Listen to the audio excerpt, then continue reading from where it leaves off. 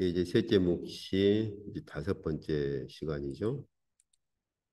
오늘은 이제 마지막 그 계시록 18장, 19장까지 바벨론 심판, 그리고 왜 하나님께서 바벨론을 일차적으로 심판하시는가 하는 이유, 그리고 이제 바벨론 심판 이후에 이루어지는 어린 양 혼인잔치, 이것들을 좀 살펴보도록 그렇게 하시죠. 자, 그 바벨론 심판에 나타난 그 특성들이 무엇인가를 좀 볼까요? 먼저는 그 음행과 사치에 대한 심판, 이 부분을 언급을 하셔요. 그래서 여기 18장 3절이나 15절을 보면 에, 여기 음행의 진노에 포도주로 말미암아 함께 모인 민족들이 이제 무너졌고, 그리고 그 땅의 왕들도 함께 음행하게 된 거죠. 이것은 어떤 영적인 간음이 아니고 실질적인 음행을 얘기를 하는 거예요. 그리고 그 음행과 함께 그 땅의 그 상인들이라고 나와 있는데, 그 상인들은 18장 23절 저희가 앞주에도 보았었죠. 그 상인들은 왕족들이라고 그렇게 설명을 하고 있죠. 그러니까 이 땅의 왕들이 바벨론에서 그 바벨론이라는 음녀와 함께 음행을 저지를 뿐만 아니라 또 그 왕족의 세력들, 땅의 왕족들도 이러한 사치의 세력, 이제 여기 사치의 세력이라고 하는 걸 뒤에 보면 알 수 있는데, 이런저런 자신들의 육체적 그러한 욕망을 채우는 이런 사치의 세력들로 치부를 하였다는 거죠. 그래서 여기 보면 바벨론으로 말미암아 치부했다. 그러니까 이제 모든 민족들이 함께 모였을 때 이제 그 민족들이 함께 모인 곳이 바벨론의 세력을 형성을 하는 거고, 그 바벨론의 세력을 형성했을 때 그 모든 그 바벨론의 세력 아래로 몰려든 모든 민족들을 바벨론이라고 하는 어떤 세력이 이제 음행을 저지르도록 하고, 그리고 또 그와 함께 어떤 그 물질들을 향락을 누리고 사치의 세력을 가지도록 그렇게 하는 거죠. 이제 그래서 저희가 그 18장 12절에서 14절을 보시면은 그들이 그 사치를 누렸던 품목들을 그 당시에 그 이런 수출이라든지 그 당시에 아주 그 값진 그러한 품목들로 이제 나열을 한 걸 볼 수 있어요. 그래서 그들이 누렸던 그 사치품들, 그 상품들이 어떤 것이냐 했을 때, 뭐 금이라든지 은, 보석, 그래서 아주 많은 것들이 여기에 나와 있죠. 뭐 비단, 옷감들, 그리고 뭐 상아 그릇들, 구리, 뭐 대리석, 계피 이렇게 쭉 나와 있는데, 그런데 끝에 보면은 그들이 그 바벨론이라 그들이 몰려들어서 그 바벨론의 그 세력 아래로 몰려들어서 음행을 하고 그들이 향락을 누리고 그들이 사치를 누렸던 품목들 안에 뭐가 포함되어 있느냐면, 마지막에 보면 종들과 그리고 사람의 영혼들까지도 포함되어 있어요. 이건 저희가 꼭 그 당시 마지막 때만 바라볼 것이 아니라, 그 제가 늘 말씀드렸죠. 종말에 일어날 일들은 현재 역사에서도 그림자적으로 선취적으로 이루어져 있다라고 했었죠. 그러니까 오늘날도 사실은 이런 그 바벨론의 이러한 영적인 이러한 그 가치관이라든지 바벨론적인 사고를 가진 사람들에게서는 오늘날도 여전히 일어나고 있는 거예요. 그러나 이제 마지막 때가 되면은 이러한 세력들이 바벨론이라고 하는 거대한 세력을 형성하기 위해서 함께 모일 뿐이고 오늘날은 각 사람들에게서 가령 뭐 다 그런 건 아니겠지만 가령 에, 자신의 그러한 사치, 자신의 향락을 누리고자 하는 사업가들 같은 경우는 굳이 뭐 사람들의 생명까지도 그들은 가차 없죠. 예. 이것이 사람들의 생명에 치명적이다라고 할지라도 그들은 돈을 쥘 수 있는 거라면 행하잖아요. 그러니까 마지막 때까지 갈 필요가 없어요.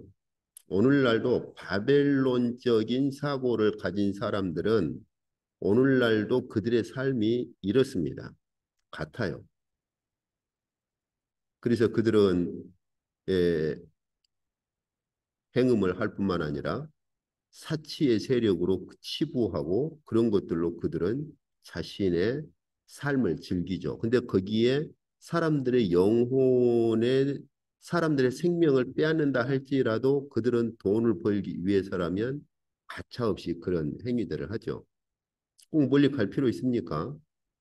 제가 영국에서 일어난 산업혁명만 보더라도 얼마나 많은 아이들의 생명이, 인격이 그렇게 짓밟혀도 돈을 줄 수만 있으면 가차없이 그들의 사업을 위해서, 돈을 위해서는 행하죠. 뭐 얼마 전에 우리나라에서도 그렇지 않나요? 어떤 대기업의 상품이 예, 뭐 세계적으로 알려진 대기업의 상품이 그렇게 사람들의 생명을 앗아가는 그래서 이건 꼭 멀리 갈 필요가 없어요. 오늘날도 이러한 형태들의 선취는 우리들이 살고 있는 세상에서 이루어지고 있습니다. 그러나 종말이 되면 이제 그런 사람들의 거대한 세력이 형성될 것이고 그런 사람들을 이렇게 즐기는데 하나님께서 그런 것들을 다 제거를 하신다는 거죠. 하나님의 심판에서. 그래서 음행과 사치에 대한 심판 그리고 하나님께서 그들이 사치를 누리는 그 모든 것들을 제거해 버리죠. 그래서 여기 18장 14절 가보시면 바벨로나 내 영혼이 탐하던 과일이 내게서 떠났으며 맛있는 것들과 빛난 것들이 다 없어졌으니 사람들이 결코 이것들을 다시 보지 못하리로다. 이렇게 제거를 해버리는 것이죠. 그리고 바벨론에서 누리는 그러한 사치의 세력들, 사치품들, 그리고 음행한 자들만이 아니라 마지막 종말에는 바벨론 자체를 하나님께서 내던져버리시죠. 그래서 18장 21절을 보시면 한 천사가 외치죠. 큰 그 하나님께서 그 요한에게 묵시로 보여주시는데 천사가 아주 어마어마한 맷돌 같은 돌을 들어서 바다에 내 던져버리는 그 묵시를 보여주시면서 그 천사가 이렇게 외치죠. 이처럼 이 맷돌처럼 비참하게 던져져서 결코 다시 보이지 아니하리로다. 이렇게 외치죠. 예, 그래서 하루 동안에 그 재앙들이 이른다는 말은 쉽게 말하면 그 재앙이 아주 속히 그리고 오랜 시간이 걸리는 것이 아니라 아주 짧은 시간에 그 하나님의 심판의 재앙들이 이렇게 이를 것이라고. 그래서 그들이 모든 사치품들을 다 제거당하고 사망, 애통, 흉년 이렇게 그리고 바벨론은 마지막 불에 태워질 것이다. 이건 저희가 앞주에 이미 본 거죠. 짐승과 짐승을 따르는 왕들이 예, 바벨론을 적대시하고 오히려 반란을 일으켜서 바벨론을 불에 태워버리는 그러니까 하나님께서 심판을 집행하실 때 오히려 짐승의 세력을 이용해서 심판하시는 것을 저희가 볼 수 있죠. 예, 그래서 저희가 이제 그 지금까지 보신 것처럼 하나님께서 그 바벨론에 대한 그 심판을 어떠한 심판을 어떤 형식으로 취해가시는가 하는 것을 이제 18장에서 이렇게 구체적으로 예, 그러니까 17장에서 바벨론 심판이 시작되는데 18장에 이르기까지 아주 구체적으로 말씀을 하십니다. 그런데 사실 이것은 이미 그 계시록 2장과 3장에서 교회에 주신 경고였어요. 미안합니다. 여기 그 버가모 교회 같은 경우는 하나님께서 경고했던 게 무엇입니까? 예, 우상의 제물을 먹게 했고 행음하게 했다는 것이죠. 그러니까 버가모 교회가 만약 그대로 그 길을 걷게 되면 그러면 결국은 바벨론을 심판할 때 그 교회도 그 심판에 들어가는 거죠. 왜냐하면 행음이 하나님의 심판의 그러한 그 대상 중에 하나니까요. 두아디라 교회 같은 경우도 그래요. 예, 그래서 여기 보시면은 버가모는 발람의 교훈을 쫓다 보니까 우상의 제물을 먹고 행음을 한 거죠. 이거 이제 발람이 그렇게 이제 꾀를 낸 거죠. 그런데 도아디라 교회 같은 경우는 발람이 아니라 이세벨, 여자 이세벨의 교훈을 받아들여 가지고 역시 행음을 하고 우상의 제물을 먹게 하죠. 그래서 이 버가모 교회나 도아디라 교회는 우상의 제물을 먹고 행음을 하는 것 이것을 경고하시면서 교회가 만약 이 길을 계속 따를 것 같으면 하나님께서 어떻게 교회를 심판할 것인가 하는 경고를 주신 것이 첫 번째 묵시였죠. 아시아 일곱 교회에 대한 묵시. 예. 그리고 이제 그래서 여기 그 도아디라 교회 같은 경우는 만약에 그 회개를 안 하면 예, 그와 더불어 간음하는 자들 그리고 그런 자들을 큰 환란 가운데 내 던질 것이다. 이게 이제 심판의 큰 환란을 말씀하시는 거죠. 예.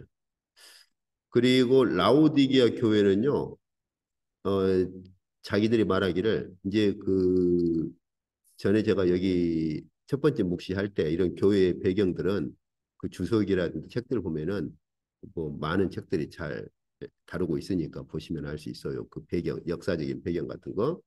라오디게아 교회는 상당히 부유했었죠. 그러다 보니까 이 라오디게아 교회 같은 경우는 자기의 부유함을 가지고 그렇게 거의 자랑하다시피 했단 말이에요. 예. 그래서 하나님께서 또 이 부분을 가지고 경고를 하죠. 그러니까 우리가 생각할 때 아니 교회가 부유하다고 자랑하는 게 뭐가 심판의 대상인가? 근데 저희가 방금 보았을 때 뭐예요? 바벨론의 그 집결한 그러한 자들이 두 가지죠. 행음을 하는 것과 자기들의 사치품을 가지고 이렇게 어떤 육신의 향락을 누리고 사치를 치부하는 것. 이제 그것이 바로 심판의 그러한 대상이죠. 그렇기 때문에 교회가 그러한 그 마치 라오디게 교회처럼 아, 나는 부자야. 부족한 게 없어. 이렇게 하고 그 당시에 그런 어, 어떤 사치품의 향락을 누리고 그런 것에 빠져 있는 것도 심판의 대상이다라고 하는 것이죠. 이건 꼭 그 당시 교회만이 아니죠. 오늘날 교회도 마찬가지입니다. 그렇기 때문에 교회가 많은 것들을 생각해 볼 필요가 있겠죠.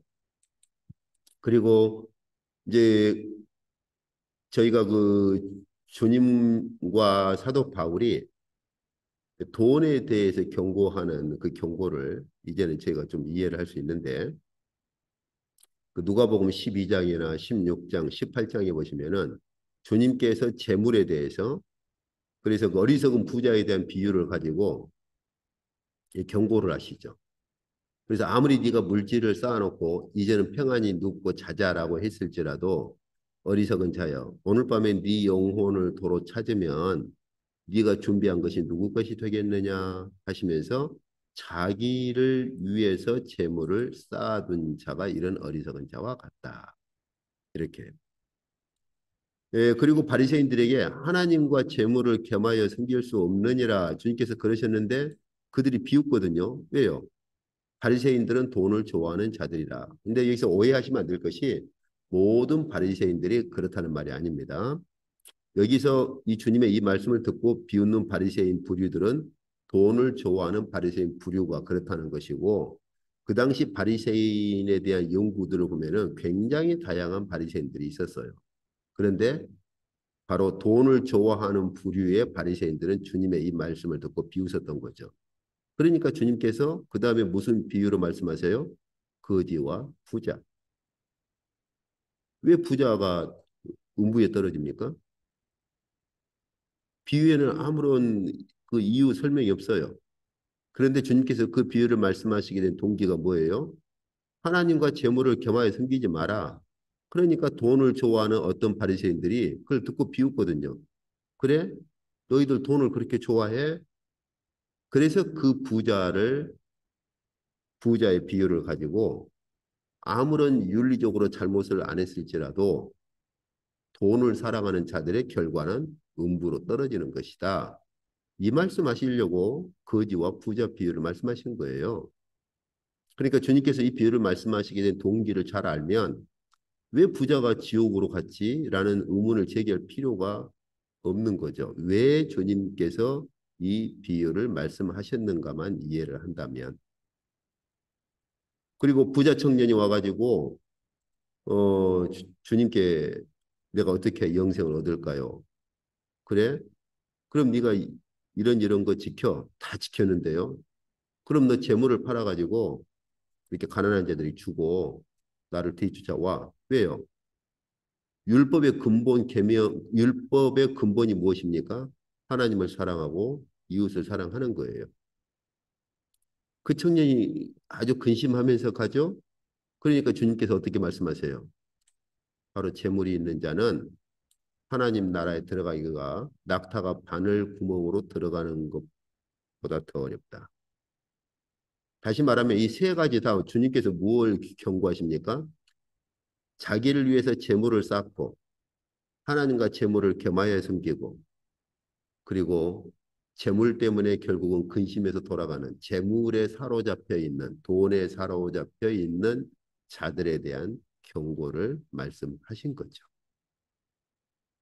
바울도 역시 돈을 사랑하는 것이 일만하게 뿌리가 된다. 그러니까 돈 자체가 아니라 돈을 사랑하는 것은 그래서 돈을 사랑하는 것은 일만하게 뿌리가 되고 그리고 디모데전서에서 이렇게 가르치고 디모데 후서에서 이어서 말세가 되면 말세에 나타나는 징조가 뭡니까? 돈을 사랑하기 때문에 결국은 돈을 사랑함으로부터 시작되는 자랑, 교만, 비방, 부목, 돈에 빠진 사람들의 나타나는 특성이죠. 그렇죠? 이거 뭐 꼭 말세까지 갈 필요 있나요?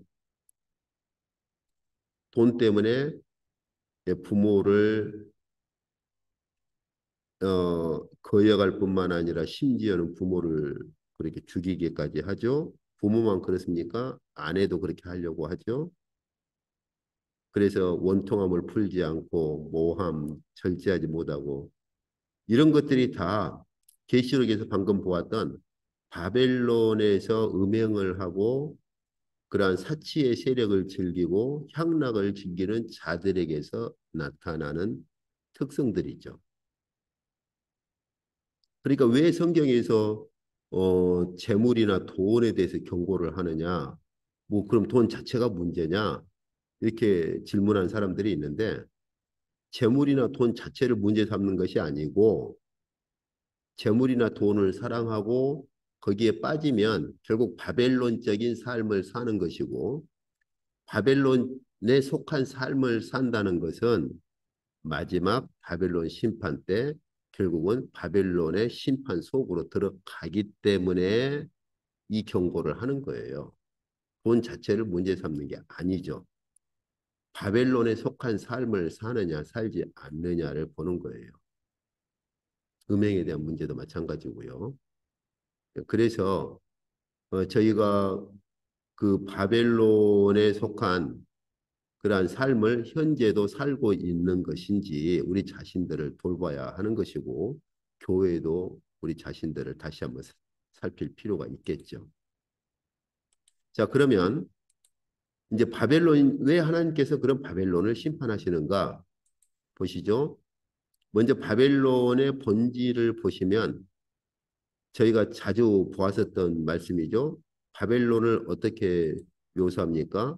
귀신의 처소, 각종 더러운 영이 모이는 곳이고 더럽고 가증한 이방 민족들이 모이는 곳이다. 그리고 이 땅에 있는 왕족들이 바로 복술로 말미암아 미혹된 자들이죠. 제가 늘 말씀드리듯이 이게 꼭 종말에만 그렇습니까? 지금은 안 그렇습니까? 그래서 귀신의 초소가 되어버리고 더러운 영에 사로잡히고 복술로 미혹된 자들은 결국 바벨론에 속한 자들로서 삶을 살아가는 것이죠. 그래서 이러한 것들은 주님께서도 그리고 바울도 종말에 대해서 경고할 때 이런 현상들을 경고를 하죠.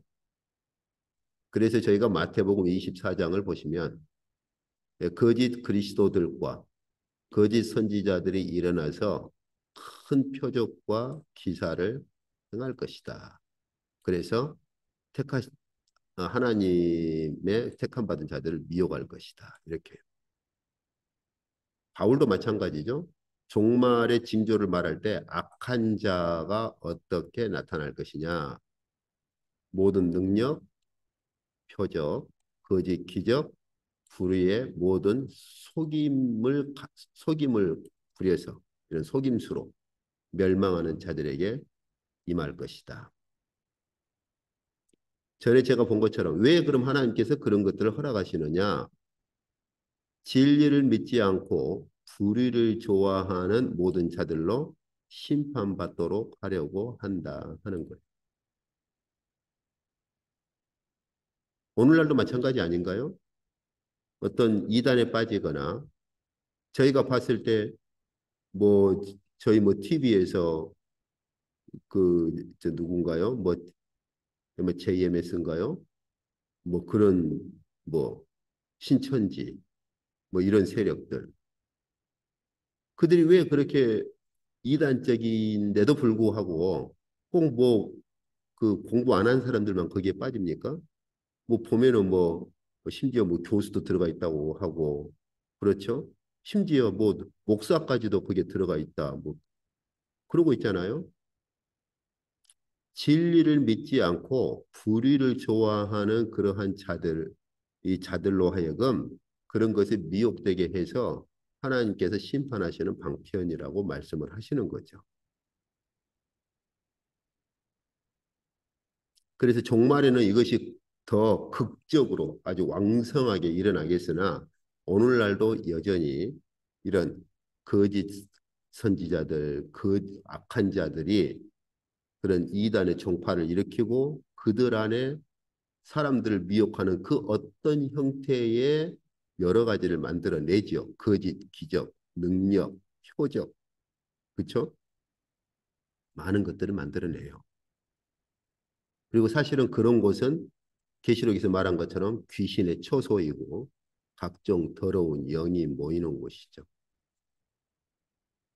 영에 미혹된 자들은 학력하고 상관이 없어요. 아무리 뭐 교수가 되었던 무슨 뭐 학력이 뭐 아무리 고학력자가 되었던 간에 어두운 영의 미혹은 누구나 다 미혹되는 거죠. 진리를 사랑하지 않는 자들은. 그래서 하나님께서 이제 이러한 바벨론을 심판하시는 근본적인 이유 중에 하나는 그들이 순교자들, 하나님의 백성들의 피를 흘렸다는 것이죠.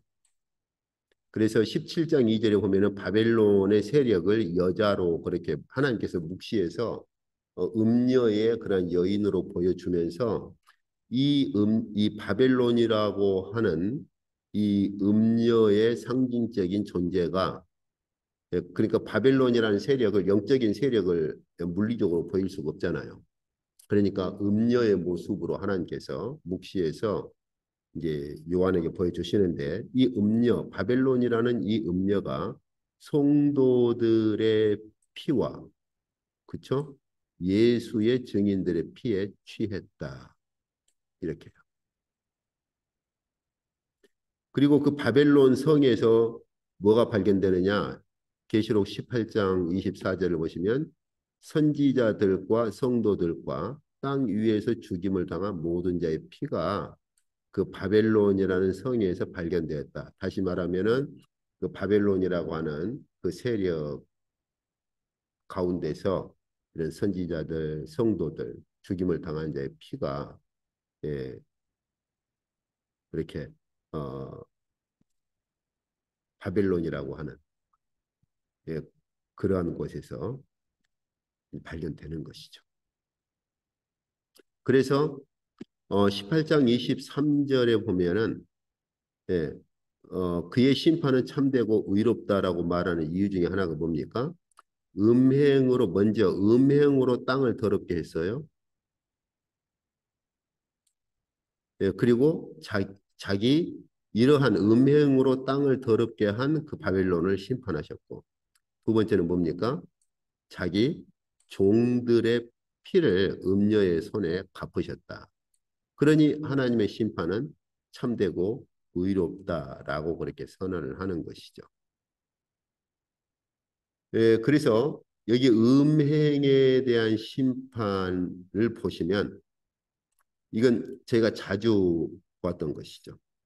큰 음녀가 받을 심판을 보여주겠다. 그러면서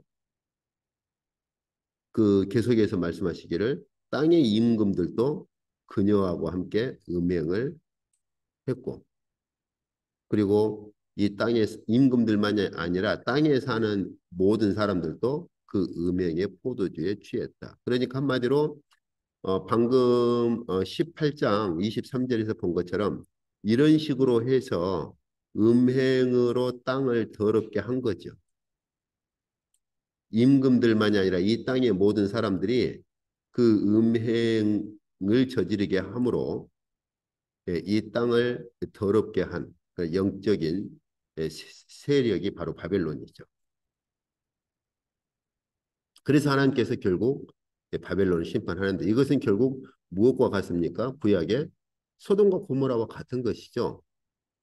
소돔과 고모라의 그러한 음행이 한계에 이르렀을 때 하나님께서 소돔과 고모라를 심판하신 것처럼 하나님께서 이 땅을 음행으로 더럽게 한 바벨론의 세력과 그리고 그 음행을 저지르게 한 바벨론의 그러한 음행에 참여한 모든 자들을 심판하시는 거죠.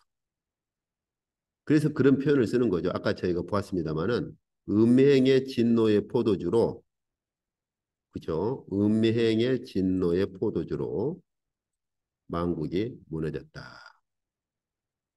모든 땅이 더럽혀지고 또 땅의 왕들이 그 바벨론 그녀와 더불어서 음행을 했다는 것이죠.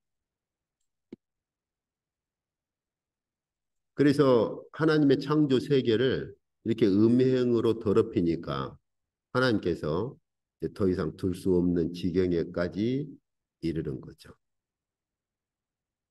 이거 사실 오늘날 저희가 이 조금만 주의 깊게 우리 주변 세계를 둘러보면 오늘날 우리가 살고 있는 시대에서도 쉽게 볼 수 있는 현상들입니다. 우리 주변 세계가 이런 그 바벨론에 속한 영적인 그 영적으로 바벨론에 속한 자들로 살아가는 모습들을 우리 주변에서 볼 수 있는 거 그렇게 어렵지가 않아요. 교회라고 안 그러겠습니까? 교회가 다 그렇다는 것이 아니라 그런 교회들도 찾아보기가 그닥 어렵지는 않다는 것이죠. 제가 다음에 한번 언급을 하겠습니다마는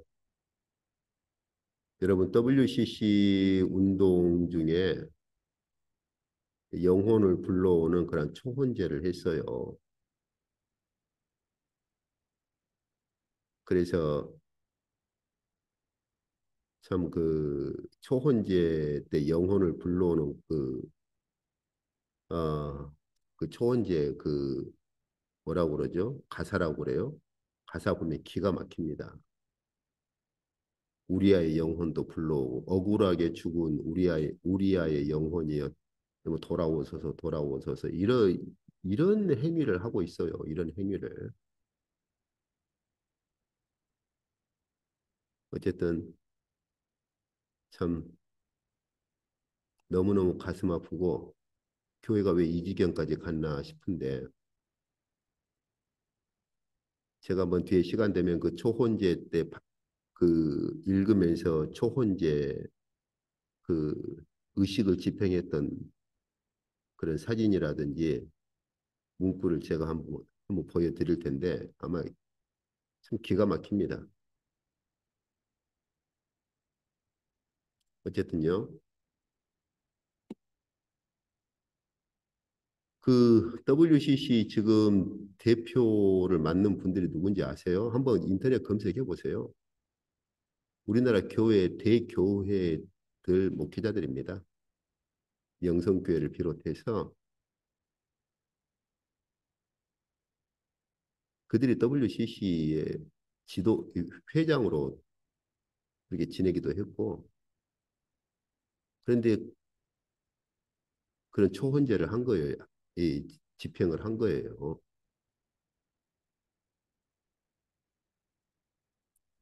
자, 어쨌든요. 일단 오늘날 교회가 너무너무 가슴 아플 뿐만 아니라 하나님께서 가만두실까 이런 걱정이 들 정도입니다. 그리고 이 부나 향락 사치에 빠져 있는 그러니까 바벨론이 음행을 저지르게 할 뿐만 아니라 그런 부, 향락, 사치에 빠져들도록 만들어 버려요. 그래서 그것도 심판의 대상이 됩니다. 그렇기 때문에 아까 저희가 보신 것처럼 주님께서도 그러셨고 바울도 그렇고 바로 돈을 사랑하고 그리고 그 향락 그래서 하나님보다 자기를 위해서 무언가를 더 쌓아두는 것들 이러한 자들에 대한 심판에 대한 경고가 이루어지는데 왜 그러냐면 결국 그런 것들은 바벨론 심판 때 같이 심판받을 대상들이거든요. 그러니까 오늘날 우리 그리스도인들이 다시 한번 잘 생각을 해야 돼요. 제가 돈 자체가 필요 없다는 말이 아니라 그러나 어쩌면 하나님과 재물을 겸하여 섬길 수 없다라고 말씀하신 주님의 그 말씀을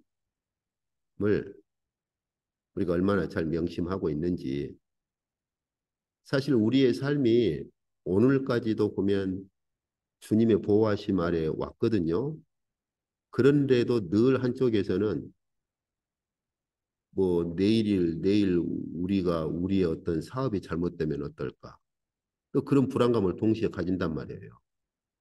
물론 그런 태평하게 살아란 말이 아니라 그러나 불신으로부터 나오는 의심하고 설령 그런 상황이 될지라도 지금까지 주님께서 우리의 삶을 보호해 오신 것처럼 앞으로도 어떤 형태로든 보호해 주실 것에 대한 믿음을 우리가 가진 채 성실하게 사는 것하고는 다르죠.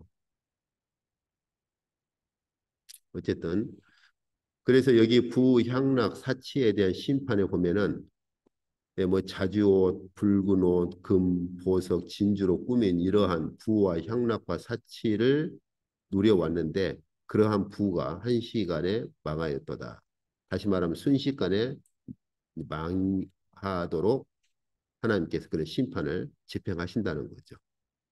그래서 보배로운 상품으로 치부했었는데 예, 이런 것들로 온갖 이런 것들로 향락을 누리고 그렇게 치부하고 꾸며왔는데 한 시간 만에 다 망하도록 하나님의 심판이 순식간에 급진적으로 바로 집행된다는 것이죠.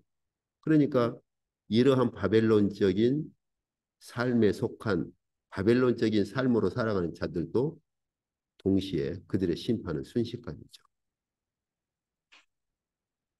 오늘날 우리 그리스도인들이 잘 생각을 해봐야 할 부분들 아니겠어요?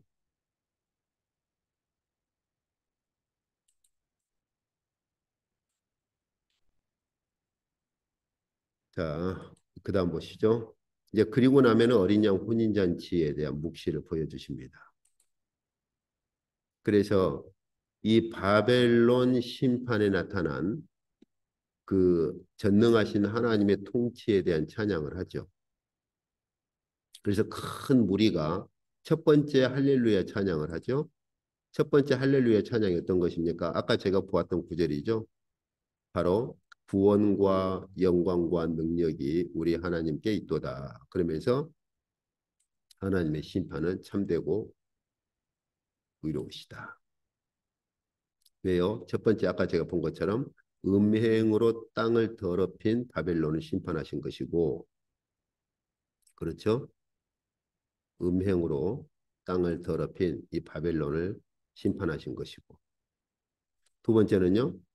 자기 종들의 피를 흘린 그 음녀의 손에 즉 피를 흘린 그 음녀를 심판하신 것이죠. 예, 그렇기 때문에 하나님의 심판은 참되고 의롭다. 그러면서 첫 번째 할렐루야 이후에 선언되는 것이죠. 그리고 두 번째 할렐루야가 또 터지면서 예, 그러면서 이제 이런 바벨론을 심판하신 그 하나님께서 이제 여기 보시면은 이 할렐루야 곧 주 우리 하나님 전능하신 이가 통치하시도다. 하나님의 영원한 통치가 이루어진다고 하는 걸 찬양을 합니다. 이것이 이제 첫 번째죠. 저희가 그 오늘날 우리 그리스도인이 되었던 교회가 되었던 정말 진지하게 생각을 해볼 필요가 있습니다.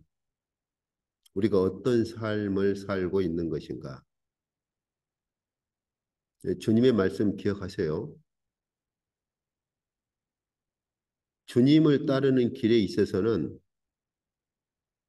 심지어 주께서 단순한 평화만을 주로 오셨다고 생각지 말라고 경고하시죠.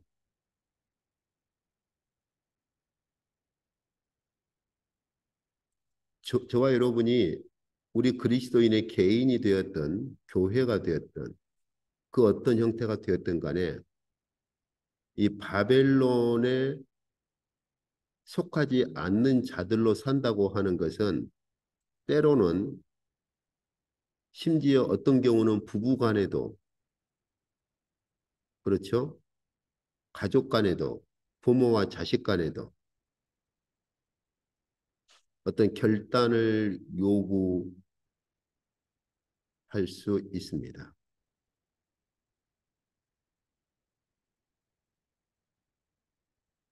왜냐하면 우리의 생명이 걸린 문제거든요. 교회도 마찬가지예요. 아까 저희가 보신 것처럼 하나님께서 교회에 경고를 하시죠. 그렇게 음행에 속한 두 개의 교회, 또 자기는 부족한 것이 없다라고 여기는 교회에 대한 경고.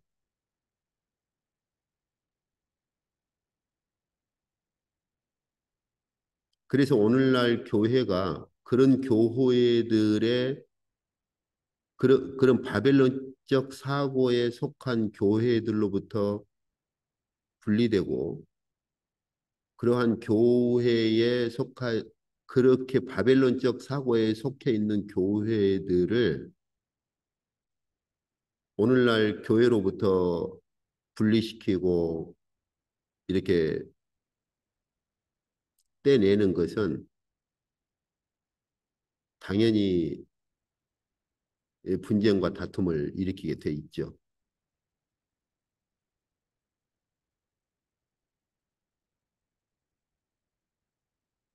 주님께서 가지고 오신 한 편의 검입니다.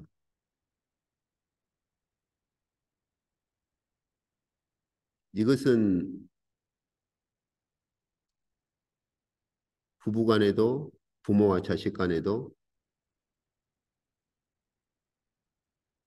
놓일 수 있는 떼내야만 하는 검일 수도 있어요.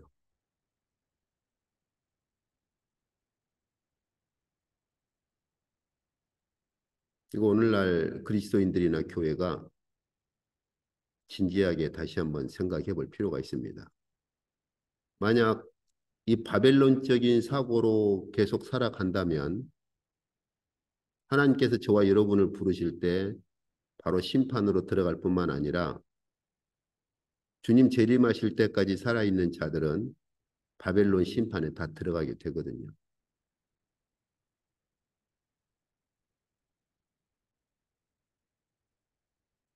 예, 그리고 어린 양 혼인잔치 이제 그리고 나면은 여기 19장이 두 부분으로 이루어져 있어요.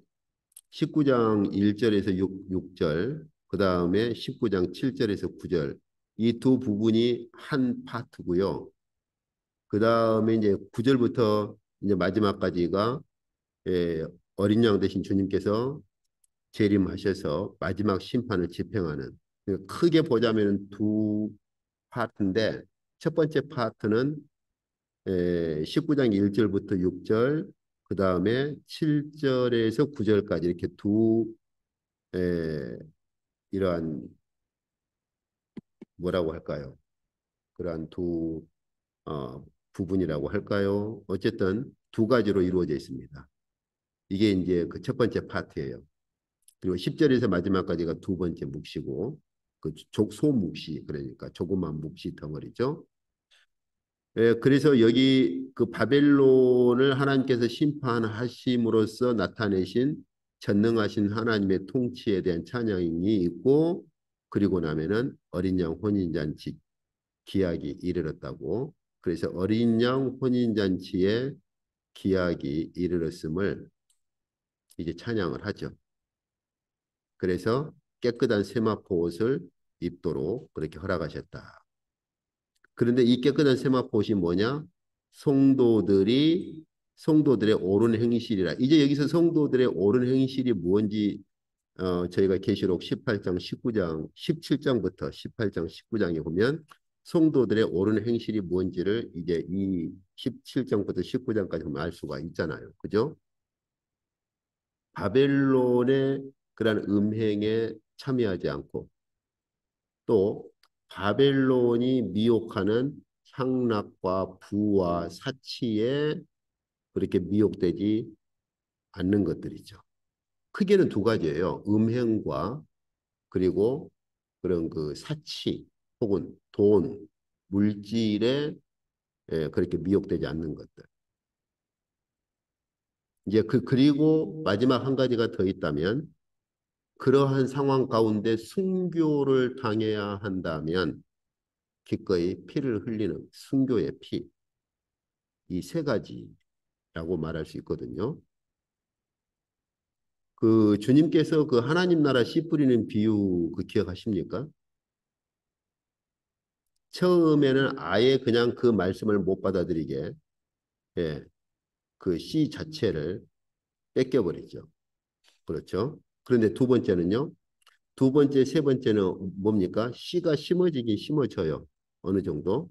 그런데 어떡합니까? 세상에 대한 염려, 물질에 대한 염려를 자꾸 일으켜서 결국은 결실을 못하게 만들어 버리죠. 또 한쪽은요. 그런 핍박과 환란, 고난을 일으켜서 결실하지 못하도록 만들어 버리죠. 그 세 가지와 거의 같은 거예요, 사실. 그래서 성도들의 옳은 행실이라고 할 때 17장, 18장, 19장 보면 예, 행실 자체로는 두 가지예요. 그래서 바벨론의 음행에 들어가지 않는 것이고 두 번째는 바벨론이 물질이나 그런 사치, 향락으로 미혹하는 그 미혹 속에 들어가지 않는 것인데 그러다 보니까 그런 상황에서 순교를 당하게 될지라도 기꺼이 그 순교를 감내하는 것이죠. 이러한 자들은 깨끗한 세마포 옷을 입은 자들이고 어린 양 혼인잔치에 들어간 자들이죠. 그래서 선언을 하죠. 어린 양의 혼인잔치에 청함을 받은 자들은 복이 있도다. 이렇게. 그래서 제가 방금 말씀드린 것처럼 우리가 우리의 삶에서 정말 우리가 바벨론적인 이러한 사치에 속한 자들이 아닌가 이 부분을 우리는 정말 다시 한번 점검을 해야 됩니다. 음행에 대한 문제는 워낙 명확하니까 어지간한 그리스도인들만 돼도 아, 저 음행은 신앙인들이 해서는 안 되는 거야 이렇게 할 수 있거든요. 그런데 두 번째 부분은 그리스도인들마저도 미혹되기 쉬운 거예요.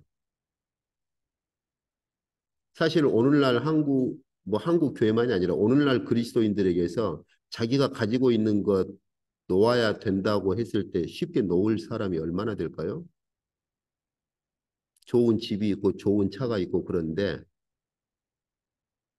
이것을 내일이라도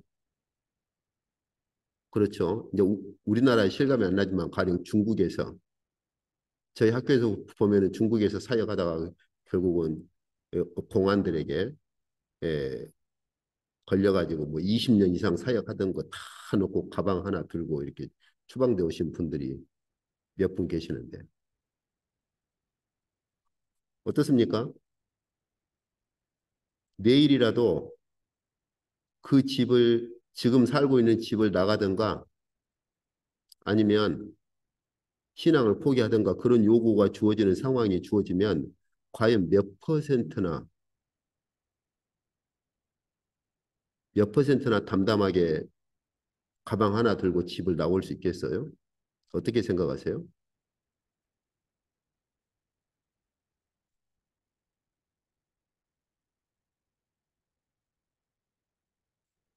자, 이제 정리를 해보시죠. 오늘 그래서 계시록 18장, 19장에서 하나님께서 바벨론을 심판하신 그러한 근본적인 이유는 순교자들의 피를 흘린 것입니다. 그래서 제가 앞뒤에도 비유했지만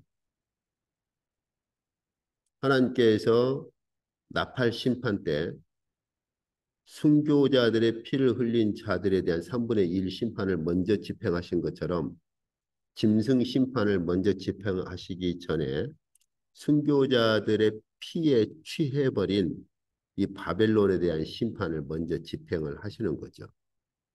근데 이 바벨론이 순교자들의 피에 취했을 때 한편으로는 순교자들의 피를 흘리면서 한편으로는요 어떻게 했어요? 음행을 하도록 만들어서 이 땅을 더럽히고 두 번째는요 바벨론 자기에게 속한 자들에게 많은 향락과 사치와 많은 것들을 이득을 얻도록 함으로써 그것들을 즐기도록 만들었던 거죠.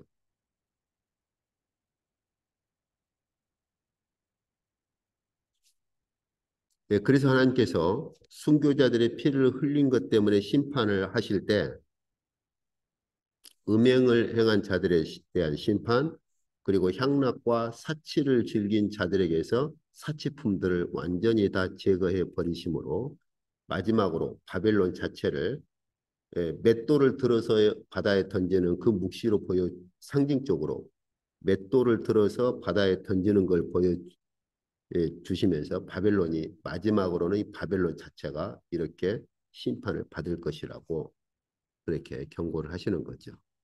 그렇기 때문에 마지막에 바로 이런 어린 양의 혼인잔치 묵시를 보여주시면서 이, 이 성도들의 옳은 행실이라고 하는 세마포를 입은 자들을 어린 양의 혼인잔치에 초청을 하고 그런 자들이 복이 있도다라고 선언을 하는 것입니다.